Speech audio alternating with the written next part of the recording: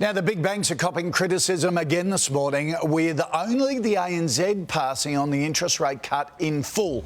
The other three have all moved, but are only passing on cuts of 0.19 and 0.2% to standard variable rate customers. The official cash rate is now sitting at a new historic low of just 1%. The Reserve Bank's move is part of a concentrated effort to lift household spending and boost the economy. For customers with an average $400,000 home loan, full rate cut would save them about $59 a month.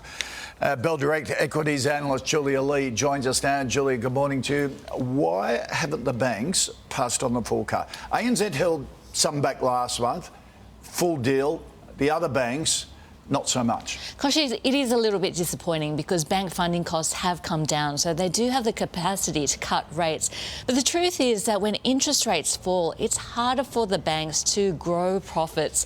In fact, if we have a look at mortgage holders, they're probably paying off more of their principal because not a lot of people pick up the phone and say, hey, can you drop my mortgage payments, which they can do now that interest rates have fallen, and instead pay the same amount, which means more of that money goes towards paying off the principal. Great news for mortgage holders, not so great for banks. Now, Westpac gets a bit tricky because it's not passing on the full cut to variable home loan borrowers, but is passing on more than the full cut to those on interest only. Why? Are they trying to boost investment borrowing, are they? Well, investment borrowing has been really low. In fact, if we have a look across credit, the big four banks are doing it pretty tough. If we have a look at lending year on year, it's only at 2.2%. And Koshi, that's a record low in terms of credit growth for the banks. Right. So they are trying to stimulate in some areas. We have seen some prudential controls, which has sort of tightened lending in terms of the housing market. But look, this should help to stabilise the housing market. OK, the other side of it, what I was really narky about last month, banks holding back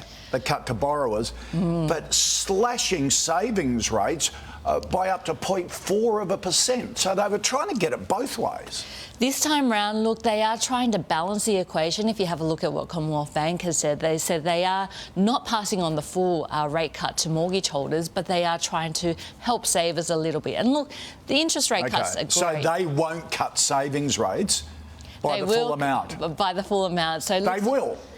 They won't cut savings rate by the full amount, which is great news for retirees. It's pretty difficult. And look, it's unprecedented. We're seeing interest rates, the official rate here in Australia at 1%. Over in the US, it's 2.5%. Even New Zealand's higher than us, 1.5%. But the average online savings rate is 0.85% at the moment. That's way less than inflation. It's awful. Julia, good to see you.